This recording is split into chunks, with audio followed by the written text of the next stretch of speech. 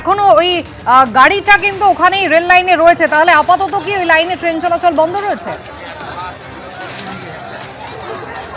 আপাতত প্রচুর মানুষজন রেল লাইনের মধ্যে আছেন, গাড়িটাও এখনো ট্রেনের যে রিকভারি ভ্যান যেটা আসবে সেই ভ্যান এখনো এসে পৌঁছয়নি, ফলে এখনো রেল চলাচল এই আজিমগঞ্জ কাটোয়া শাখায় এই মুহূর্তে রেল চলাচল বন্ধ রয়েছে।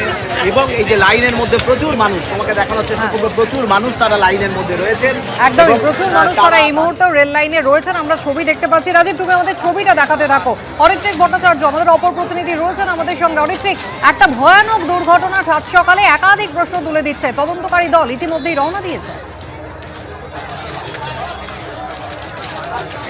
এবং যেটা এখনো পর্যন্ত জানা যাচ্ছে, তদন্তকারী যারা যাচ্ছেন বা যারা এই ঘটনা দেখতে যাচ্ছেন তারা অত্যন্ত সিনিয়র অফিসিয়াল, এডিআরএম সহ অন্যান্যরা কিন্তু সেদিকে রওনা দিচ্ছেন।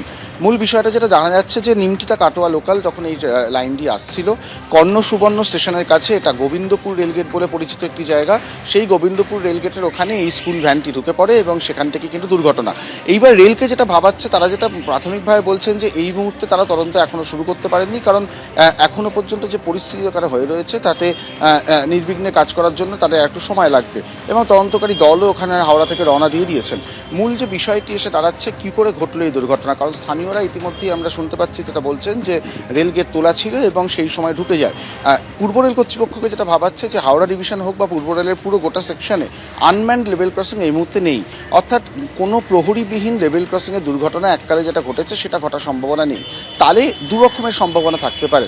একটা যেটা স্থানীয়দের তরফ থেকে অভিযোগ আসছে, যিনি গেটম্যান ছিলেন তিনি একেবারেই ঠিক সময় ঠিক কাজ করেননি, অথবা তিনি তার ভূমিকা পালন করেননি, অথবা কোনো রকম অটোমেটিক কোনো ম্যানুয়াল না হয়ে অটোমেটিক কোনো ফল্ট হলো, সেই গেট ঠিক সময় পড়লো না, কী ঘটলো পুরো বিষয়টা দেখা হচ্ছে।